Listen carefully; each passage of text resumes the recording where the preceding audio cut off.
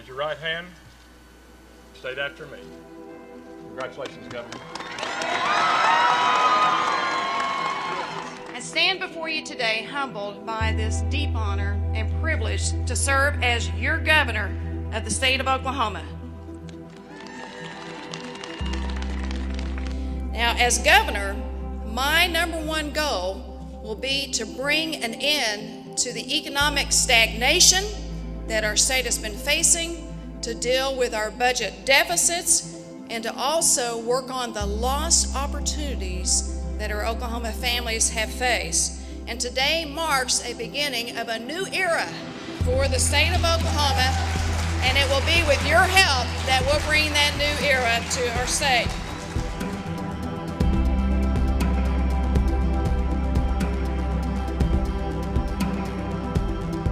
What's next for me? Well, first of all, my husband and I, once we get through the changeover and the transition to the new governor, Governor Stitt, which will be January 14th, we're actually going to be there, hand over the power, and then we're going to take a vacation.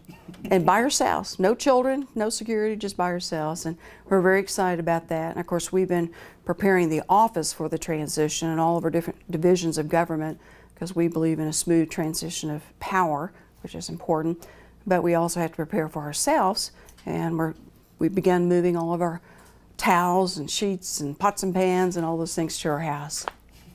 Well, in say 2 or 3 years' time, where are we going to see the name Mary Fallin? Well, that's a big question. You know, I hope I'll be able to take off several months and spend time with my family. I have a new grandson that's 3.5 months old, and of course spend time with my husband and get our house in order. And then I'd like to do some consulting, maybe serve on some corporate boards and help on economic development projects. I've had a big interest in criminal justice reform, and we've made some great strides in that particular space over the past couple of years. And so things I've had a heart for, I hope to continue to do some work for, and always want to focus on bringing jobs and opportunities here. You know, when I was elected as governor in the year 2011, I promised the people of Oklahoma that we were going to get Oklahoma back on its feet, that we were going to continue to restore our finances, to help build stronger families and a stronger economy, and that we were going to create jobs in our state.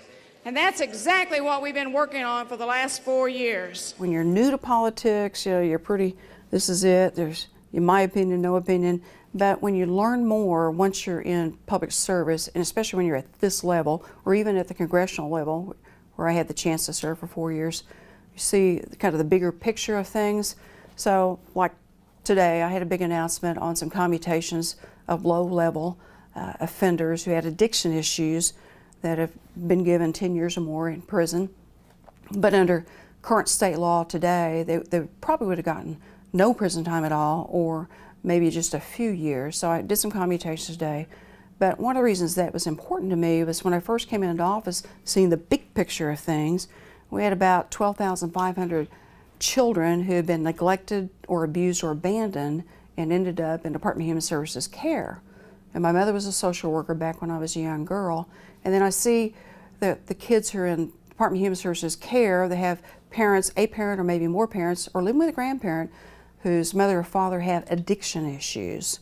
And so they end up in the system. And then when you get out of the correctional facilities, then you can't find a job because you got a felony behind your name, and maybe you didn't complete your education. So when you look at the big picture, and that's been the beauty of having a job like this, all the different things that affects the prosperity, the economics of a state, the education of a state, social and societal challenges that a state has to take care of, then you start seeing things in the big picture and hopefully being able to make the changes that'll make a difference. And one of my favorite sayings is that people don't care how much you know until they know how much you care.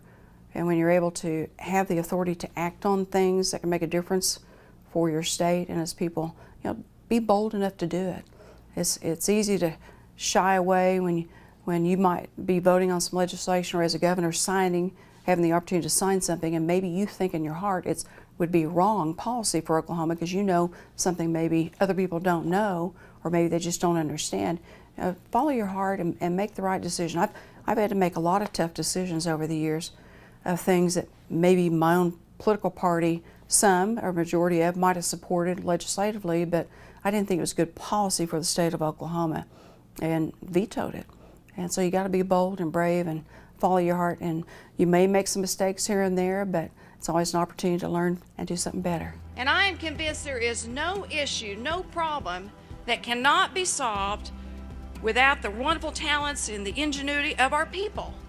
It's our nation that is slowly emerging from the worst economic downturn since the Great Depression. But our state has been fortunate to fare better during these very difficult times and during the economic downturn, primarily because of the strength of our energy and our agriculture industries. But we have been impacted, and too many Oklahomans are either unemployed or underemployed.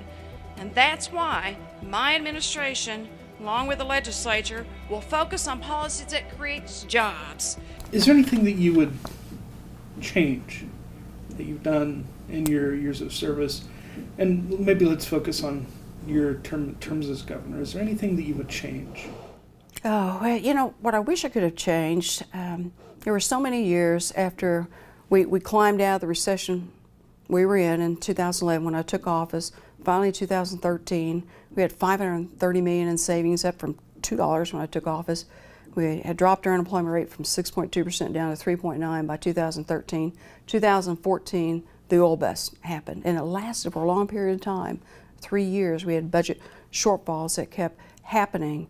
If I could have changed the world economics, OPEC, and all the other things happening with the energy sector, and could have done something about it, I would have loved to, because it really hurt my soul that we were doing so well, and then oil went from 107 a barrel down to 26, totally out of my control. And it was hard to get the legislature to quit using what we call one-time funds. In other words, we were balancing the budget for decades. It wasn't something new, but for decades we'd take a pot of money that would not be there the next year and using it to supplement some of the shortfalls that we had for our appropriations. It was hard to break that long habit and cycle up, and we finally did up until this year. We stopped the use of one-time funds. It'd be like if you bought a car and you made your down payment, but you knew you couldn't make your car payment the next month. It was foolish the way we'd been budgeting. So we finally stopped that this year, got our budget on sound fiscal footing in a much better place with 3.4% unemployment. Now we're going to have about $500 million in savings when I leave. But I wish I could have not had such a struggle trying to fix a lot of those things. And I'm not blaming the legislature totally, but I do have to have their cooperation to fix some of the budget issues. And of course, I vetoed a budget last year after special session and called it back into a second special session because I wanted to get a teacher pay raise, and we hadn't done that. And we just kept not making the tough decisions, and we were cutting a lot of the state services down to the bare bone at one point. And so I wish things could have been a lot easier, at least for the state. But now, you know, thank goodness we've had 20 months of consecutive growth in our economy and in our revenue streams, and we have one of the lowest unemployment rates we've had in 17 years. So I'm glad we're going to be able to leave it in a better position. Mm-hmm. I hope that what people say is, you know, she left it in a much better place than where it was, and we have done that. I mean, there's certainly always bumps in the roads, big issues that are very challenging. You're never going to make everybody happy, but if you really want to change things, you got to make some tough decisions and be willing to fade the heat to get those things done. And I'm very proud that, once again, we took the economy through 2 downturns, one when I came in, one they hit in 2014, to bring it right back out. Most governors don't have 2 economic downturns in a term, but it was just the way it was, and glad to leave it in a better shape. I've been asked many, many times what's my advice for Governor-elect Stitt, and I think the biggest advice is to them and such a new legislature. I think about 2/3 of the legislature will be brand new, wouldn't have been in here when I was inaugurated, but don't spend all the rainy day money. That's one of the things we did not do during my term. As I mentioned, we only had $2.03 in the bank when I came in, and we're leaving with $500 million, and we had $500 million in 2014 when we went through the last downturn, which helped get us through those tough years leading up to this year. But don't spend all the rainy day money. Don't go back to the old habit of using money this year to balance your budget that won't be there next year. It just doesn't make sense. It's bad budgetary practices. Be open to consolidating agencies, finding ways to have shared services, Now, that's been one of my big things, is how can we create more efficiencies in government? And those discussions are tough too.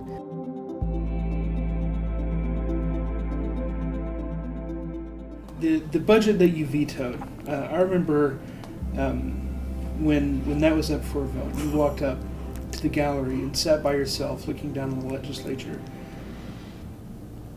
Why? Well, a couple things. One is I went up there to say some prayers about watching that vote and hoping that they would, make the right decision. But in all seriousness, I was really contemplating what I was going to do if they voted it down, and if they didn't cast the right kind of vote.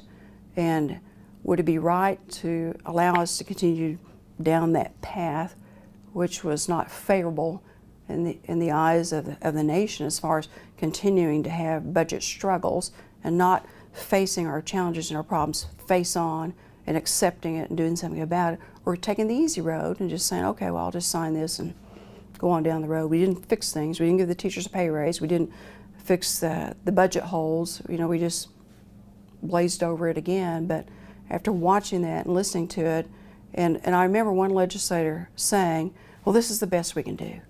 And when I heard that legislator say that in the Senate, in my mind, I said, no, it's not. It's not the best we can do as a state. We're a better state than that. And we can't have this kind of reputation and just continue to sweep things under the rug without addressing the true problems of our state. There are important needs that need to be addressed, whether it's roads and bridges, whether it's our criminal justice system, whether it's paying teachers more, taking care of abused children, or substance abuse, whatever the issue might be. We do have an obligation to provide sufficient services while also conserving taxpayer dollars. And that's where I was trying to find that fine balance. But it did make some people mad when I vetoed the budget. Just recently, one of my fellow Republicans came up to me, and a great supporter of mine and a great person that's always voted for most things that I support. But he came up to me and he says, Governor, I got to tell you, when you vetoed that budget that one day, he said, I went home to my wife and I said, man, I don't know what that woman's thinking. But he said, she vetoed the budget. Now we got to come back in again for another special session. So he told me that, but he said, I want to tell you, you took a lot of guts to do that, and you made the right decision because you forced us to come back in, fix the budget, and give the teachers a pay raise. And now we're reaping those rewards with a great economy, large amount of money in a rainy day, and certainly a low unemployment rate. That was rewarding.